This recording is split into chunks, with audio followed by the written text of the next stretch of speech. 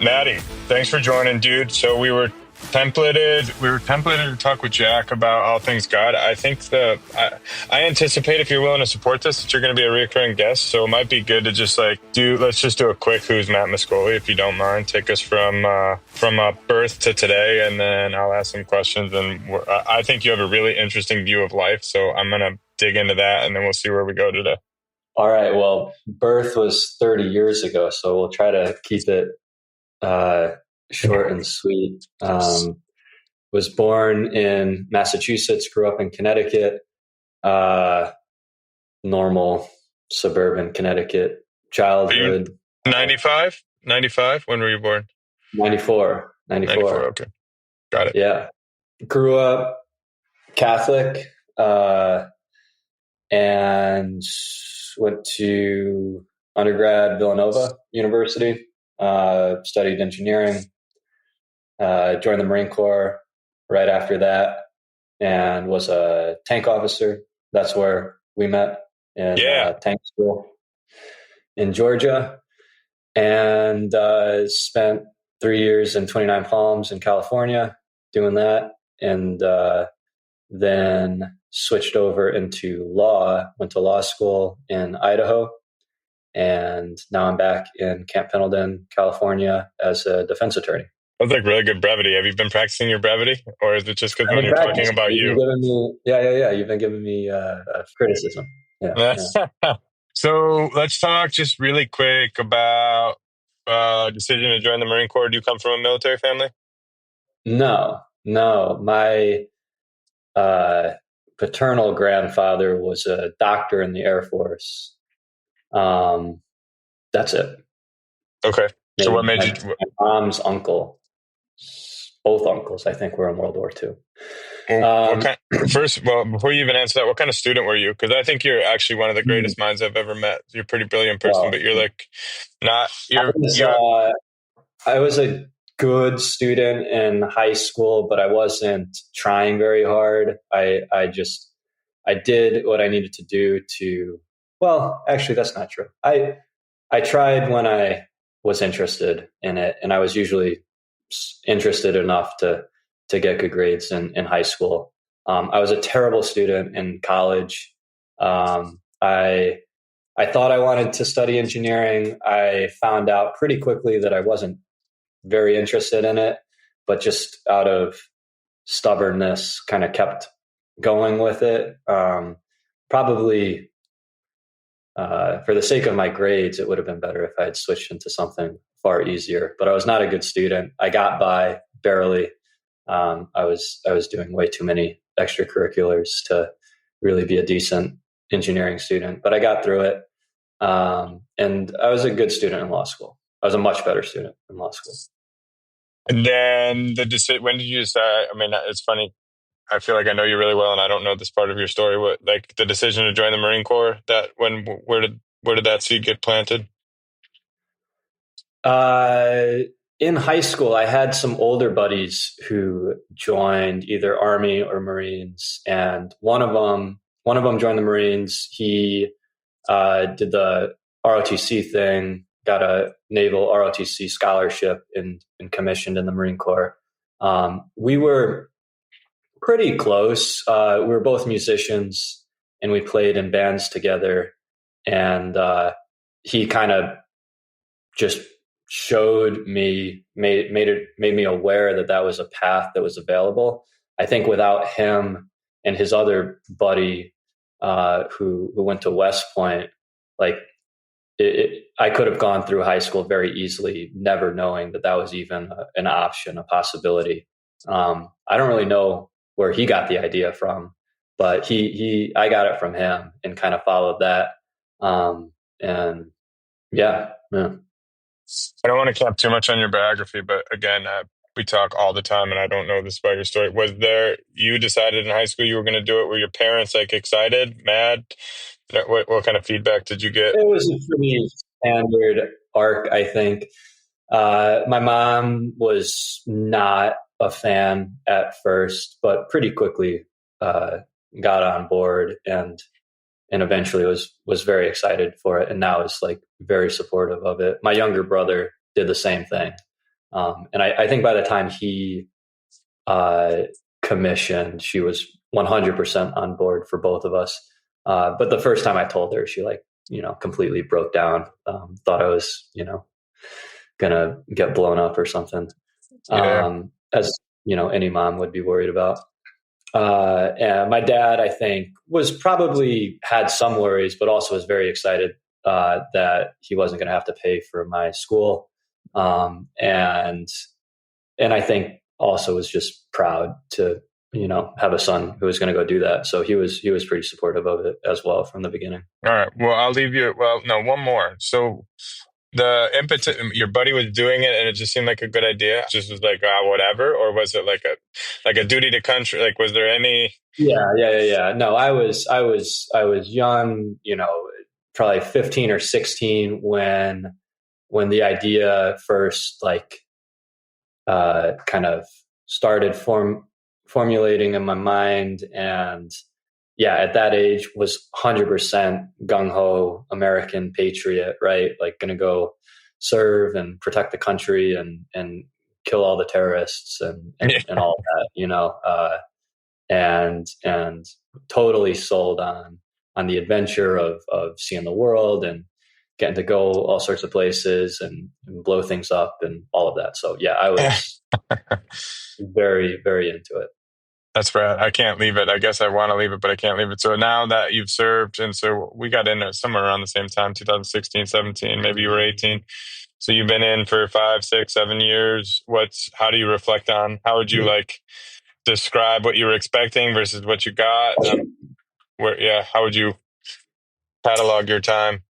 Uh, Ups and downs, not what I was expecting, but definitely has worked out well for me, made me a better person, given me some great opportunities. GI Bill paid for my law school again. So, met a lot of cool people, learned a lot of good, important things about myself, about the world. Um, I think if I had the same outlook on life as I did when I was 17, I would be severely disappointed. But I also think if I was 30 and still looked at the world like I did when I was 17, I would be that'd be pretty unhealthy. There would be some Mm, significant arrested development there. So yeah, as I've grown up, I think my view of things has kept up and continued to change, and through that, um, the experience has overall been a good one. that's rad. I think it should be the last question about your military, and I totally didn't expect to do this, by the way. I hope you don't feel bait and switched. No, The 17-year-old you, chances he's predicting that you become a lawyer. Is that a, no, probably pretty low. Probably pretty low. Um, I think the seeds of what eventually grew into that were there and just weren't recognized at the time. Um, and at the time, I would have looked at becoming a lawyer as a very bookish nerd thing to do, and I just wouldn't have wanted to admit to that. I guess at that point, you're that I ready to was kill people? that much of a nerd. Yeah, exactly. Right. I just wanted to. Right on. All right. Yeah. So then I want to fast forward, just like to get the audience caught up. Like we've been jamming since we got done with tank school. So I was a reservist. So I was the part-time hero. So you and I got closer after we were roommates, but I think we really got closer after we separated ways, paths in 2018. We've just been kind of dialoguing about the world around. I mean, I think it's been just one of the most rich conversations it's like a 6-year conversation that happens when it happens, and it's just we go from religious to political idea. I don't even know, we've covered the gamut. But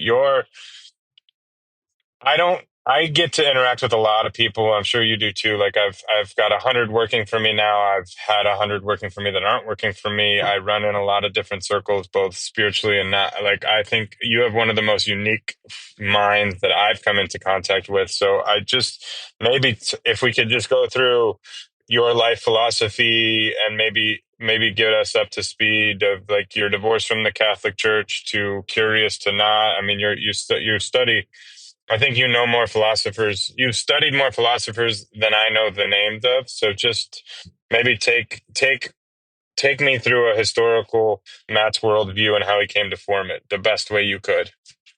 Yeah, I'll do my best. And the more we kind of dig into things, the better.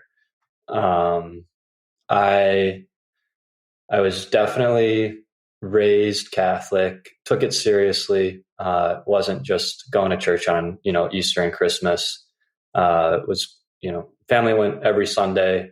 And it definitely, it wasn't, I didn't feel like it was beaten into me, by any means. I just connected with it at a younger age. And by the time I was in my mid teens, was taking it pretty seriously.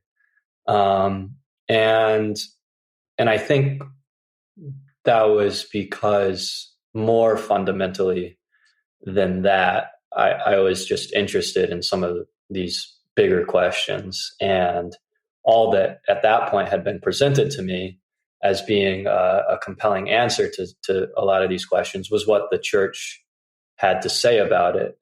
And so kind of out of a lack of other competing answers, that just seemed like the truth. Um, as I grew up and moved out of Connecticut, suburban Connecticut, and saw more of the world, some of the things I'm sure most people have this experience. Some of the things that I took for granted as being obviously true became not. It became very clear that they weren't so obviously true anymore as I saw more of the world, and some of these ideas got challenged, and just kind of on the church front grew out of my interest in it and my dependence on it for meaning in life. There was no significant event or traumatic break. Kind of just stopped going, and I definitely had a spat at the end of undergrad, moving into like the first few years after undergrad, where I wasn't in the most the healthiest of mindsets, and things never got bad, but they weren't headed in the right direction, and really had a period where I very deliberately tried to get things back on track and think and be more deliberate about how I was living and what I was doing with my time. And a lot of that had to do, those first steps were like thinking back to a previous time when I was really happy and felt really fulfilled, and trying to reconnect with a lot of the things that I was doing at that time. And that was reading, spending time outdoors, running, backpacking, biking, skiing, getting back into some of that stuff that had fallen away. Music. I'm a musician. I play guitar and piano, and wanted to get back into that and put that back into my life. And I thought that the other thing would be church and going to church, because that had been an important part of my life at this previous time too.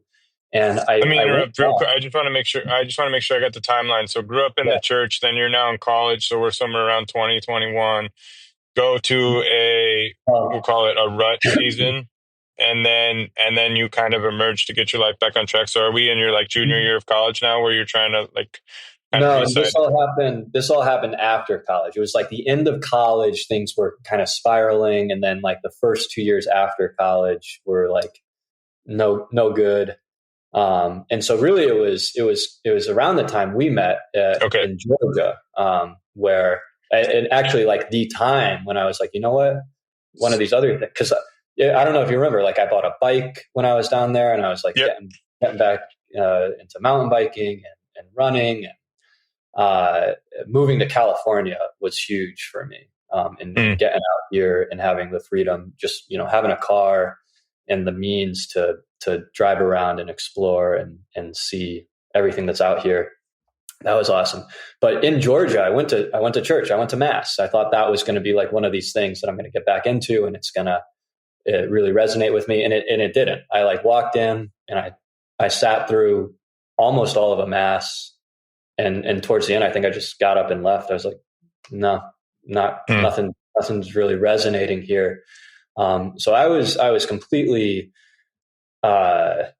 disinterested in religion and Christianity for a while, and really up until the point that we reconnected. At this point, it's like, I don't know, 2020 or so, and that was the point where, after taking this long detour of being disinterested in religion and exposed to many other ways of looking at things, I started to circle back, and a lot of these paths that at the outset I would have thought were heading further and further and further away from the church and Christianity and religion, wound up eventually circling back, just from a very different perspective. Yeah, that's kind of still where we are. And just to stay on the religion, and I think there's so many things I want to ask, but when you rejected it, do you remember what the fundamental rejection was? When it was like, dude, I don't, like, back when you first left the church, where it was like, this isn't, I don't agree with this. It wasn't at first. It wasn't a rejection. It wasn't a disagreement. It was a purely disinterestedness, ambivalence, just not resonating at all, and not really having a stance on it either which way. Eventually, it was a much stronger rejection, although I never, at least not for more than, a week of just flirting with the idea, I never went hard materialist atheist. I was never a Richard Dawkins. This is religion is illogical. It can't be scientifically proven, and so it's nonsense. I never got into that. I always thought that was shallow and missed the point. But there were other criticisms of religion that did really resonate. I think Albert Camus was a French philosopher and novelist, and I started reading a lot of his works, and that really resonated with me. And his very harsh criticism of Christianity and Judeo-Christian religion was something that made a lot of sense to me. And that was not a rejection of Christianity on logical grounds. It was a rejection of Christianity on moral grounds. Camus would say not that God doesn't exist, but that it is ethically wrong to worship him. You are morally compromising yourself to go along with the creator's scheme, especially in exchange for some sort of otherworldly reward in the afterlife. And that, he wasn't the first to come up with this. His sources were Dostoevsky and Nietzsche. And I started reading them a lot. And this is, I think a lot of people these days go down this rabbit hole.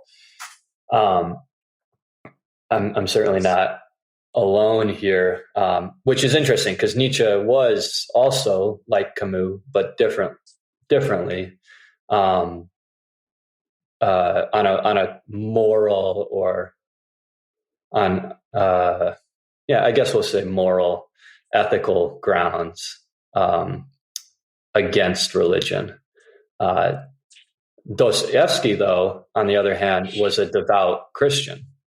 And so it's very interesting that you have this bridge between somebody like Nietzsche, who is so anti-Christian, and Dostoevsky, who was himself a devout Christian. And Nietzsche really respected Dostoevsky and said he learned a lot from him. He said, of all the uh, uh, whatever he said, I haven't learned uh, anything about psychology. I've learned the most about human psychology from Dostoevsky, or something like that was what he had to Mm. say. And And these guys, I'm a lay person, and I talked to you, so you said Dawkins. You didn't go full Dawkins, but you did read Dawkins, and he's an atheist. Are these all philosophers? Would we consider yeah, these all? Dawkins is a biologist. He's a geneticist. He's a evolutionary biologist, not a geneticist.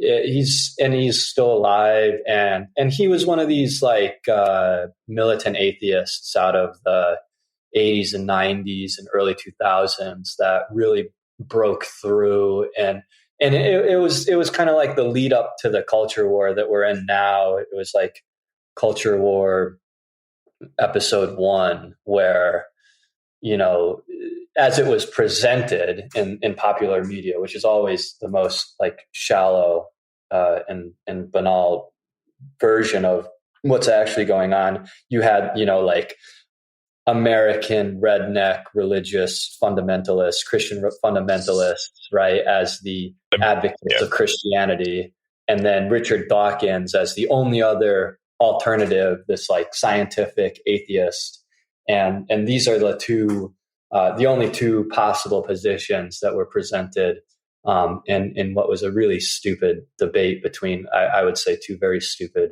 sides. But yeah, he was very popular, and a lot of people got really into him. Sam Harris was was a friend of Richard Dawkins, and they would do shows and talks with Christopher Hitchens is another one of that from that crew. Someday I'm gonna catalog all these. But then you said Camus. Is it Camus Booth? That was the next avatar that you mentioned?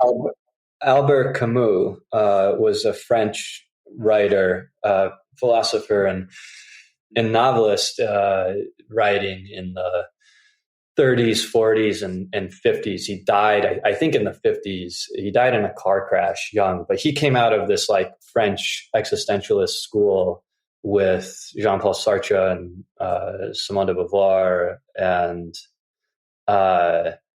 kind of this school that was trying to lead Europe out of the ashes of World War II into this new world, and trying to reconcile Europe with what it had just done to itself and what it had just done to the rest of the world. And Camus is by far my favorite. I prefer him over Sartre. I think he took a much more principled. Is Sartre Dostoevsky, or is that somebody else? Sartre was a contemporary of Camus. Dostoevsky was late 19th century Russian. I can't even. Sartre. Russian. Okay, all right. So I'm gonna I'm gonna maybe one day bring you on and do a history lesson by Matt. But the most interesting thing that I want to get to, because I was going to try to linearly, but you go. So I don't. Maybe this is because I'm not a scholar. You brought and I think what the perspective I've loved most, because I'm a businessman, right? I'm a business. I know politics. I can understand because it intercedes with business. Religious, I understand because I'm in it. Scholarship, I don't have a scholar in my cabinet, so that's why maybe you're the most fascinating person I talk to all the time, because I'm like. So I'm just wondering, did you just become a closet reader, or what is prompting? I hope I'm not the only idiot, but I don't think anybody I know knows any of those names. Maybe Dawkins, right? Maybe Sam Harris. And so, but you've studied almost every one of those names and then some. Starting when? Did you wake up a curious kid and just wanted to study history? You didn't have a history degree. Where did this exploration start for you?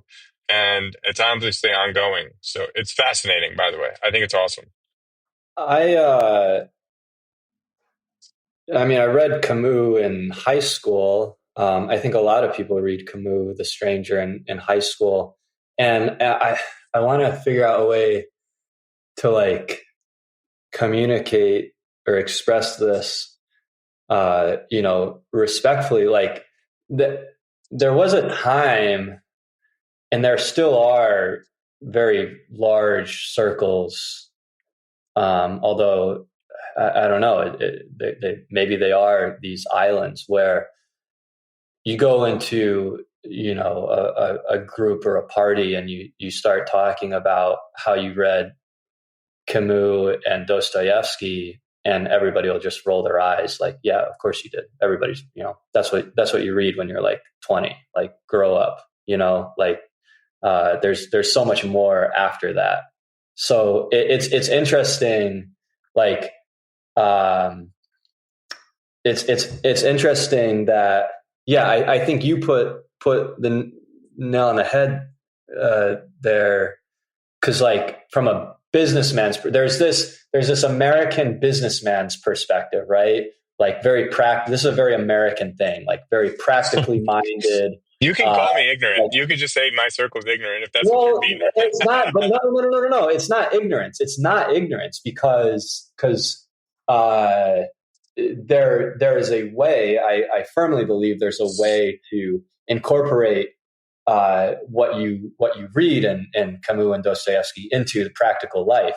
But there's also a very ignorant way of reading it that remains like completely philosophical and esoteric. And the ignorance is the inability to like take what you're reading and apply it, or have it be applicable in some way in everyday life. And so I would never call anybody who has a good grasp on orienting themselves and doing real things in real life ignorant, right? So you are not ignorant, at least not in that sense. You are apparently ignorant of Dostoevsky. You've never read Dostoevsky. The extent to which that matters, I don't know. I think it matters, because I think I think that the practical stuff comes last, whether you know it or not. The practical stuff comes last. The fact that business is being a good businessman is valuable.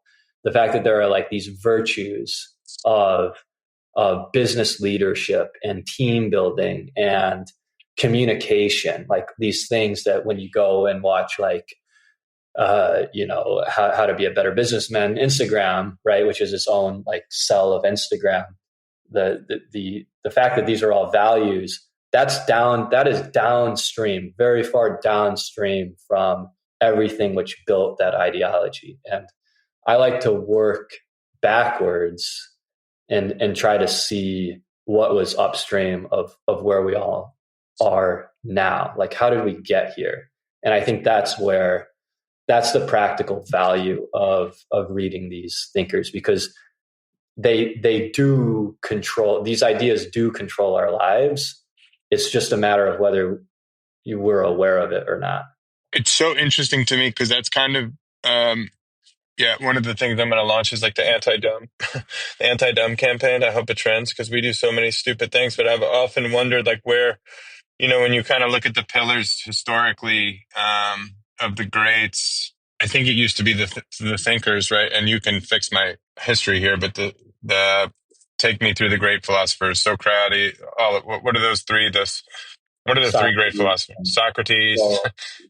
So Socrates was Plato and Aristotle's teacher. Plato was kind of Aristotle's teacher. So those three. But then, so let's say those are a generation. And I think they were, and like there's all the pre them, but there's them.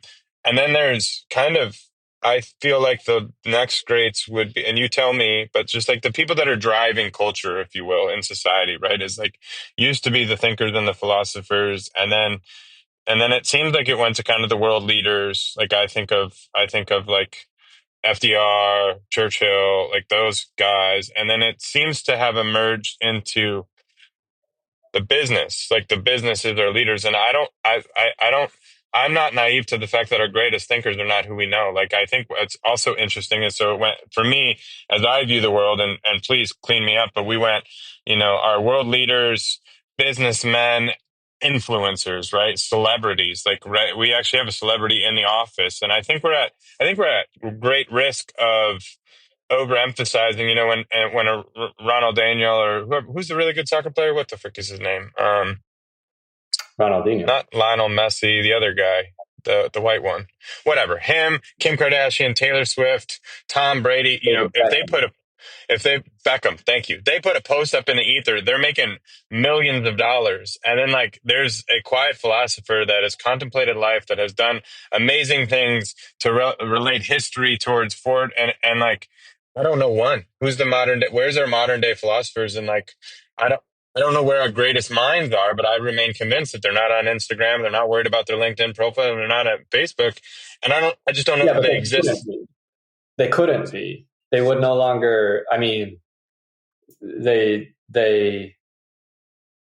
they would no longer be a great mind. Like to engage with all of that uh, seriously would be to no longer um, be a great mind, as you say. So these things cannot. I don't think these things can be repurposed to serve means other than what they are already doing. The purpose of a system is what it does, right? So the purpose of Instagram is to do what Instagram is doing, and if Um, Instagram doesn't platform uh, in a sensationalist way deep thinking philosophers, then that's just not what Instagram is for.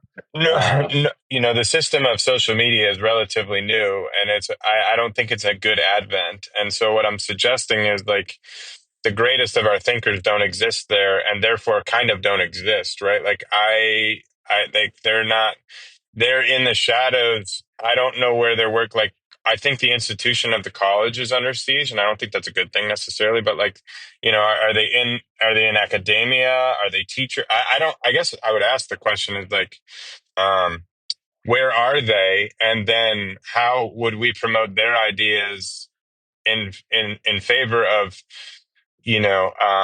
I just think our world looks better if we listen to better voices, right? If the world leaders are not the best soccer players, or the celebrities of our world that are great actors, like, I think our greatest thinkers should be people that we could listen to if we wanted to. And I don't know. Maybe you're not as unique as I think you are. Maybe I'm uniquely arrogant because I only run in business circles and things that, like, make money or whatever. But I think to the lay person, when we're looking, and I don't know, we can get into that later. But where do they exist now? If you were to tell me these are the greatest minds of our generation, and this is where you can go look for them, and this is where you can find them, where would you send me or somebody? uh, yeah, I mean, I think the search is the valuable part. Like, it is a search, and it's not. You're not going to find it in the Spotify, top 10 pop hits and Instagram's most followed in pages, or Twitter's most followed pages. But they are there, and I'm not going to be. I don't know that I've discovered the greatest minds, but or anything unique here. But the people who are taking over control of the world right now, for better or worse, um, many of them are influenced by a lot of the same thinkers in interesting ways. I think, for example, one that gets a lot of attention is Rene Girard, who died recently within the last decade. He was a French Catholic philosopher, intellectual. He taught in some American university. I don't remember which. Uh, he wrote many, many books on Christianity, Catholicism, philosophy. He has an amazing philosophy of how civilizations are formed. And Peter Thiel is a huge Girardian, although I don't get the sense that he properly understands Girard. Maybe I'm the one who's wrong, but there's definitely some daylight in between our interpretation. And who is Thiel's protege is J.D. Vance, right? So like there's a direct line, maybe a corrupted line, but a direct line from who was one of the leading public intellectuals, René Girard, to Peter Thiel, the venture capitalist, to J.D. Vance, former venture capitalist, now vice president. And then, the question becomes like, how much of J.D. Vance's politics are informed by René Girard, and what does this look like? And that's an interesting question. Peter Thiel is a really interesting guy too. Like he was really interested in like Leo Strauss. Leo Strauss is a political philosopher from the early 20th century who was absolutely foundational to a lot of these new right-wing political thinkers and now politicians.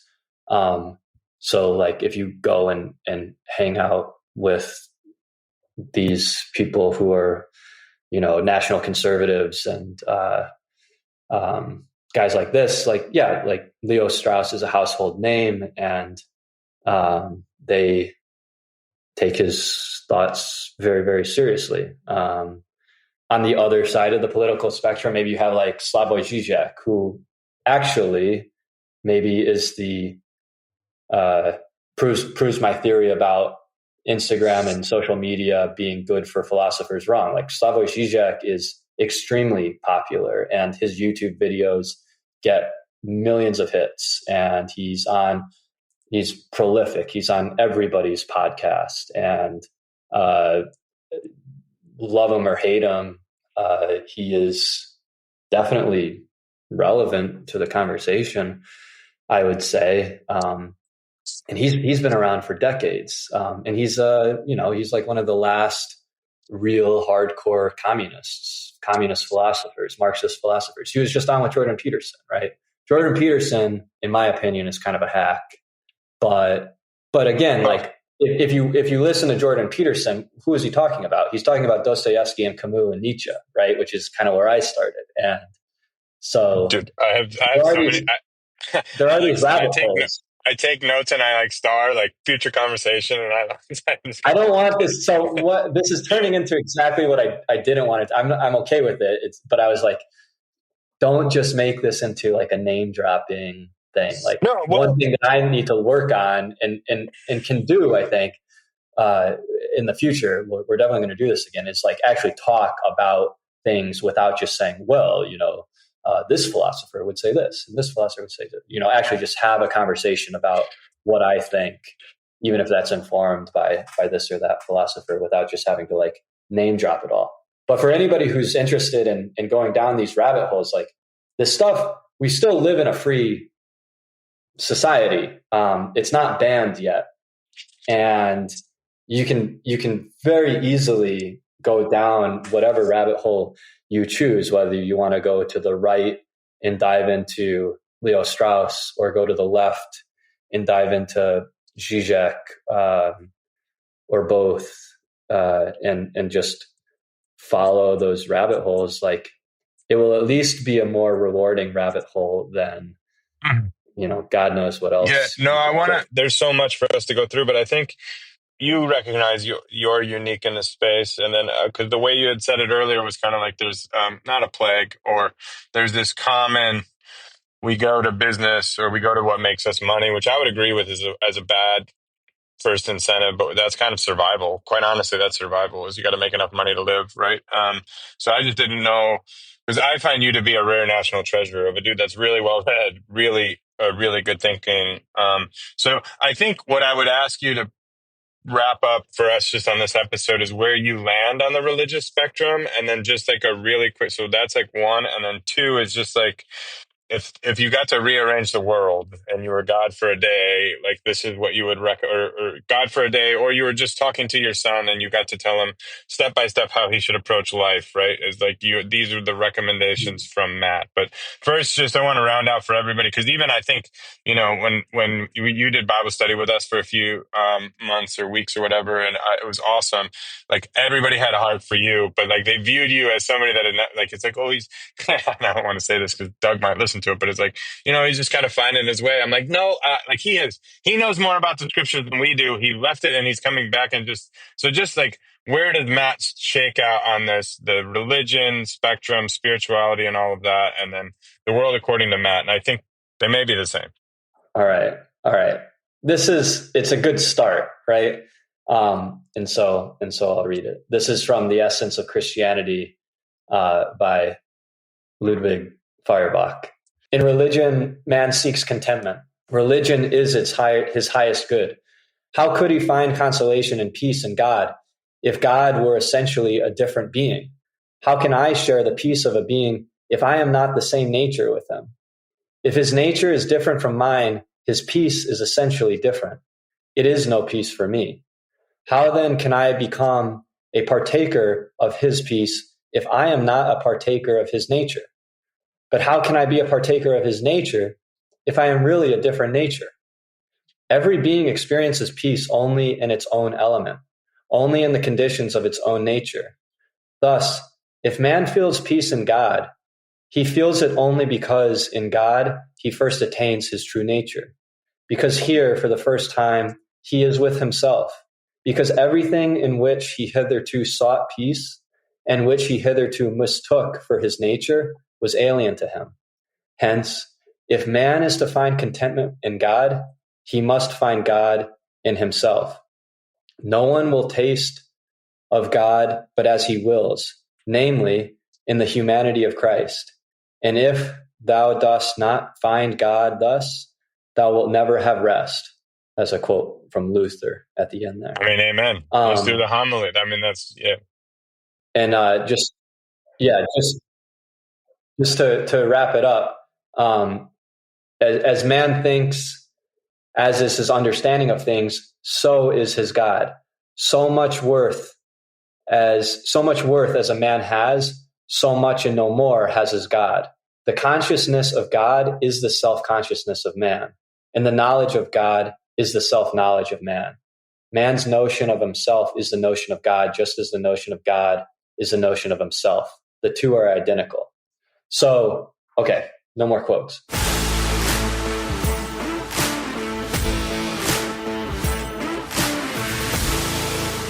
I think that kind of sets the stage of like the essence of Christianity. I would agree with Feuerbach, is this reunion of man and God, the epitome of Christianity tomorrow, Easter. It's Holy Saturday today. Is God becoming man and going through the human experience all the way up to his death, and at the end, God dies. He's killed. This is the significance of this from a cultural and civilizational level, and maybe even a cosmic level, can't be underestimated. Because there's two sides of this, and these are the two sides that I think Christianity falls in the middle of, and that Christianity is always wrestling with is on the one hand, what we're told by Christian teachers, the church, that God is that God becoming man is a good thing. God became man out of his love for humankind, and this now closes the gap that previously had formed between God and his creation, and the closing of that gap through Jesus, by God becoming mankind, is this amazing miraculous act of love and grace, and it is through this that we are saved, and so on. However, it also, like, underneath this, less recognized but very much there, is this really horrible, monstrous realization that God, the thing that humankind, has put its faith in or feared, worshipped, cowered before, because God was thought to be this massive, terrible, all-powerful being, so much higher than mankind, so much more powerful than mankind, is actually revealed to be one and the same, right? Like, you could imagine on the flip side of this, being like cosmically disappointed in what you wind up realizing God actually is when you see him dead nailed to a tree. There's a monstrosity here of realizing that all that you put your hope and faith in is actually mortal. And of course, the resolution of this is Easter Sunday, Jesus rising from the dead and overcoming this mortality in the resurrection. But again, he's not this God, this Christian God post-resurrection, is not the God that maybe humanity prior to Christianity would have wanted. And it might not be the God that even Christians want, this all-powerful, militant God who's going to come in and like destroy our enemies and have righteous vengeance on everybody who's done us wrong and things like this. This is a much more pastoral, peaceful, loving God, and that is that could be problematic to a lot of people, depending on what people want from their God. And so there's this paradox within Christianity that the church, I think, is wrestling with, or is the result of people wrestling with this paradox, that I'm really interested in, because I think this is an example of something that informs, whether people know it or not, civilizational, cultural dynamics, all the way down to the lowest level of like people, deciding that they're going to become businessmen and that's what they're going to do with their life, or whatever else people wind up doing in a culture. I think the other side of this too is, to go back to Feuerbach, he says that God is almost, and this is something that Carl Jung talks about as well. God is almost this projection of man's highest hopes and aspirations, like whatever. Joseph Campbell talks about this too. Whatever man in a civilization, whatever that civilization holds to be the most valuable and the highest form of virtue and honor, that is personified in the God, right? And so you have very different cultures that produce different gods. The culture that produced Zeus is a culture that epitomized the qualities and characteristics of Zeus, this angry, violent, powerful God, right? And this is very, very, very different than a culture that produced the Judeo-Christian God, right? Because it was a different culture, it had different values. And so, and this is a very different culture and therefore a very different God than as was produced in the Muslim world, right? And so just to preempt maybe some future conversations that we have about, are all religions the same? Are all gods the same? I would say very emphatically that no, absolutely not. They are not. They are utterly different and irreconcilable creations of those cultures. And that's not to say that they're not real. They're very real, but they're very, very different, and they exist in utterly different worlds. The extent to which there can be harmony between these different religions is only equal to the extent to which these religions and cultures can be whitewashed and smoothed over so that they kind of just become the same thing. But that's because they're changing and molding and melding and melting into one common new thing, maybe a new religion where there's common ground. But in their original essences, I would say that they are irreconcilable and very, very different, and that the God of Muslims is not the same as the God of Christians, and is not the same as the gods of the Greeks or anything else there, because they're different. They're different cultures. They're different worlds. They're different people, and therefore different gods. From my perspective, and what I've looked into the most and thought about the most as a Western European descendant and Christian, is Christianity, and I think that the intricacies there are very interesting, especially this idea of God becoming man. Is this a good thing or a bad thing? Is this a hopeful thing or a pessimistic thing?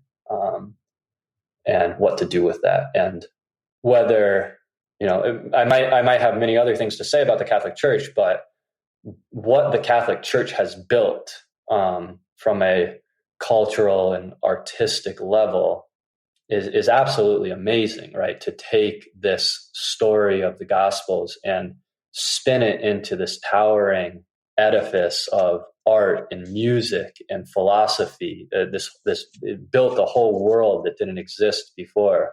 That is richer than certainly any other Christian tradition. And I remain very, very respectful and appreciative and impressed by what the Catholic Church is in terms of this amazingly complex and rich and beautiful religious tradition. I don't know. There's a lot there we can dive into. Yeah, so much. But what do you believe? You believe that I think you said that all of these gods are real. We'll probably have to get into definitions of what is real, but they're all different.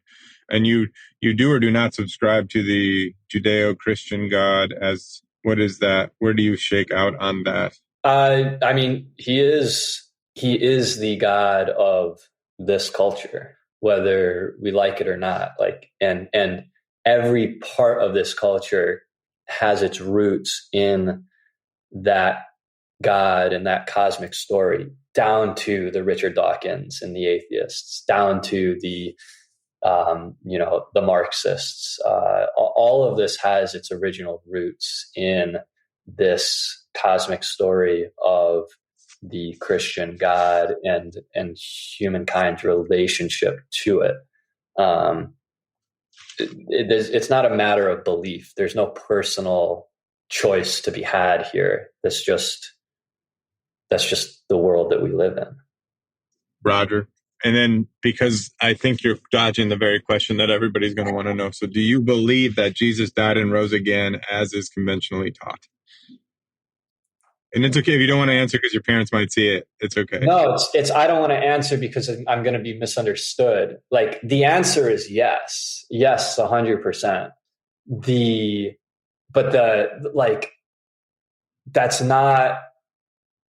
It's not a scientific fact. It's not a historical fact. It's a cultural, like, everybody did. Yeah. I don't mean to cut you off. Yeah. It's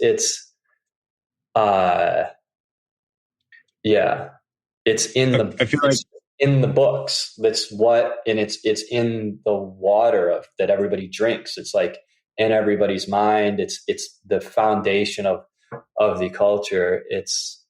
So, is it, I guess, there's a distinction between the question, is it real, and did it happen? Is it real? Yes. Did it happen? Like, as a historical fact, I don't know. Did anything happen? I was going to let you get away with it. Because I knew, like you said, yes. And every Christian that, all 10 of my audience, every Christian that watches this breathes a deep sigh of relief. And I'm like, you guys don't know what he's talking about. So yeah, it's so interesting, man. I would love to unpack that with you. Like, is it real? Yes. Did it happen? Maybe. Right. And like that, I think very few people can live in that space. Right. And that's where I've taken so much from you. It's been quite the journey. Yeah, man, there's so much we could unpack. So then I just want to, I want to clarify, like, you would raise your kids in the church and you without reservation, or you wouldn't? Maybe I not. go back and forth on this. It's weird to say that. Like, I go back and forth on this only recently, only because I'm like growing up, and this is now like beginning to be a question of what would that look like. I know I'm very thankful, even though I'm very thankful that I was brought up in the Catholic Church, and that even though it came with some hardship and things to work through, it is a trap, for better or worse. You can never not become Catholic once you go through that. You'll never get rid of it. It'll always be a foundational part of you, whether you're still going to church, whether you believe, whether you don't believe, it's always there.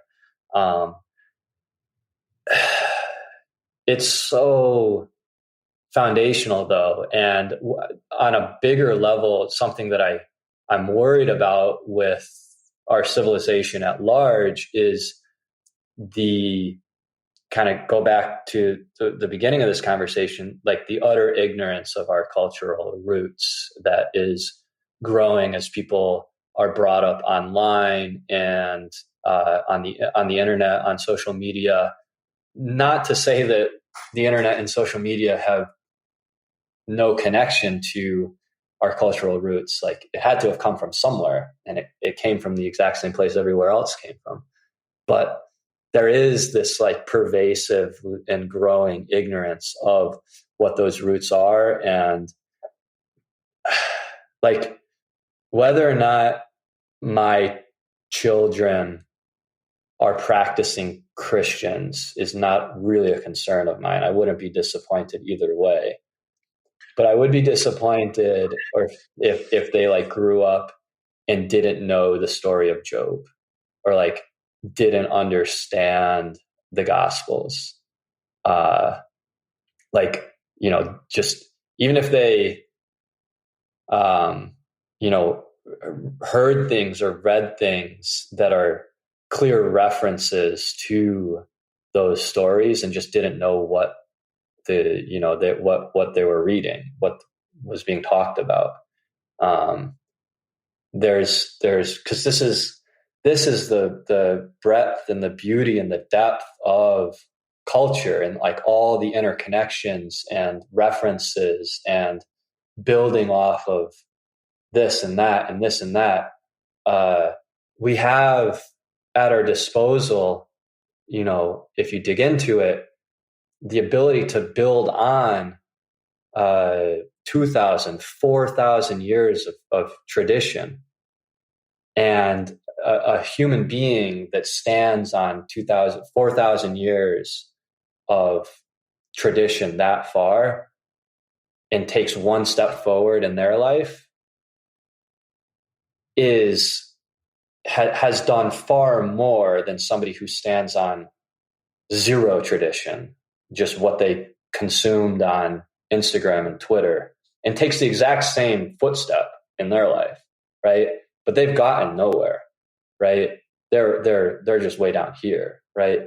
But if you have the background and the backstory, like you still only lived for 100 years and you still only did 100 years worth of stuff, but you did it starting from such a higher place, because you have that background and that heritage, and that heritage is being quickly lost. And even worse, the people who say that they're the stewards and protectors of our, Western Judeo-Christian heritage are mostly charlatans and quacks. I'm coming for them. I'm coming for them. That's Yeah. So then, before I let you go, then, so we, how would you advise yours? Like, if you're like, I don't know, let's just put a hypothetical as, you got to go off to war and we're not going to make it. You got to give your son a roadmap and you only got a minute or 2 minutes to be like, hey, this is how you need to, this is when you turn 18 or when you turn 15, 12, whatever that is, like, this is how I would recommend you to approach your life. What does that sound like from you? It would be something like never get too comfortable, right? Like never let yourself become satisfied, and never let yourself be uncomfortable, being dissatisfied and wanting more and wanting to learn more and wanting to add more richness to your life. It's never over. And I think a lot of people at various points in their life, for often very, very good reason, want the stillness and the comfort and the satisfaction and the stability of, I got all the answers. I know everything I need to know. There's nothing, I don't have to ask any more questions. It's just there. And I can kind of turn off my mind and just hunker down where I am and not worry about the bigger questions. Everything's already been answered, and I just can keep doing the same thing over and over again until I die, which is a much more comfortable position to live. But you're selling yourself short. And I think, every day that you get to live is another day to challenge what you thought the day before. You'll never read all the books. You'll never engage with all the ideas. There's too much out there, but it also means there's enough to never stop. And you will just get better and better and better the more you dig in. I think if I have kids, hopefully when I have kids, they'll be in a house with lots of stuff in it. I am a materialist. I think it is important to have physical things to engage with, and not so that you're not so intellectual and up in your head, right? And I have a large book collection. I think when looking back, my parents had a lot of CDs and records, and I was able to just like dig through CDs and old records and just put them on. Like, that's how I found music. And it was very physical, and you could look through, the artwork in these records, and see who these artists were and what they were putting out. And that was an extremely valuable experience. So to have, a safe place to just explore in, and be creative in, and challenge what you think in, I think would be really important for a kid. I know it was for me. So I'm going to use, I got a hard stop us really quick, but one last question, just because it's so interesting, because I think your journey is more powerful than you recognize. As somebody that's like, I'm trying to kind of do this in my circle and I'm not doing it well, and we'll pick that up Sunday. But if you had the ear of some rigid, I don't want to say rigid. I don't want to be insulting, but the I know what I know to be true. That kind of if Jesus wasn't who he said he was, exactly as I worship him, if something threatened that, then it's all for naught. Kind of I think that I'm going to say the conventional Christian, which is, I think it's a great faith, right? The elementary view of and I don't mean it elementary and insulting, but the fundamental, let's say you had 3 to 5 of them that are why would I challenge this? How would you articulate the consequences of thinking everything you know to be true must be, so that it's very, like you said the words, it's safe to be operating in this box of like, Jesus died and went to heaven for my sins. I know that to be true. So I don't need to question that. Right. And so I guess as one of the leading curious voices in my life, and I think I don't know. It's hard to out curious me. You've got me beat. So how would you incentivize somebody to like not find that as a dangerous place of like questioning my faith and questioning who Jesus is, and rather like, I don't know, I'm leading the witness here, I guess, but how would you articulate the consequence of that? Not being willing to explore beyond what you already know to be true. The way I would do it, and I don't think this is the most effective way. I think this is almost shooting yourself in the foot right off the bat. It's the only way I would that's what I've been doing so far. Just on principle, is to be honest and say, like, you are right. This is existentially dangerous. It will ruin your life. You will not be the same, and you will become mortally uncomfortable. It will destroy everything that you love. And, like, are you up for it or not? It's the same thing as when you have a conversation with, like, I started running more. I ran some ultra marathons last year. So like 30-mile races. And all of my friends are like, why the hell would you do that? Like, that sounds so uncomfortable and painful. And it's like, well, yeah, it is. Right. So what's wrong with me? Maybe that's the better question is what's wrong with, why don't I just want to sit on my couch and enjoy life with some good food and entertaining Netflix shows? I don't know. Right. But there is a challenge there. I think you can pitch it to people honestly as this is a challenge. It's going to challenge yourself. You will not be the same. And so if you want to develop and continue to develop as a human being instead of just staying as you are for the next however long you live, then this is the path of exploration and curiosity for you. And I don't think it's for everybody. For a lot of people, this would be catastrophic in a really bad way. And I would never want to be the one who takes somebody who has it all figured out and is living well and like comfortably, and then just ruin their life because I start to like question the most fundamental things that they hold on to. That seems like a particularly evil thing to do. So I'm not an evangelist. I'm not trying to get everybody on board with me. I'm totally happy to do it alone. I'm thankful to be doing it with you. But I'm not, I don't know. Like, it's some people just aren't cut out for it, and that's fine. Yeah, that's a fair point. I think, just to be clear, and I would say you're falling farther. You're more like Paul than I even recognize the suffering. But I think the elation of finishing that run, I think the elation of being able to do that, like, you don't get to experience it if you kind of trade the steak in for baby food, and I don't want to say it that way, but for me, I mean, and I'll say it, like, my faith in Jesus has changed my life since I found him in college. And then I believe you're actually finding you find a deeper version of Jesus. You find a deeper version of God when you're willing to dig in and read everybody that said that he didn't, all of those things actually find a deeper, it's a more expansive view of the world. So, and I don't think I understand what you're saying. Like, it will wreck a lot of people's lives. I don't agree with that. I think it will destroy what has become a place to be safe and not ask questions. And in exchange, you find a bunch of worthy journeys that are they're not so safe, but I just think it's a better, I don't know. I don't want to say better, but I feel that everybody's exchanging safety for excellence, not excellence, but expansiveness, right? I can't imagine. Anyway, that's where I find it's a tragedy for me to have found this deeper meaning of life that correlates to multiple gods and not this exclusive. And for me, anyway, I'll shut up.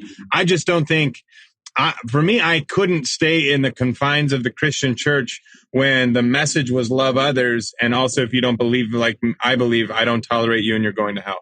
I couldn't stay there. That was untenable for me. And I stayed there for long enough until I found a version of that it didn't, I don't think that needs to exist. So Anyway, man, I don't know. Thank you for joining. I don't even know how we close this out, but your ass is grass, dude. We're gonna have to do this at least every other week because there's so much I want to dive into that we didn't even scratch. So, All good. Yeah. I think we're just getting started. So looking forward to it. Sweet, dude. Thanks for playing.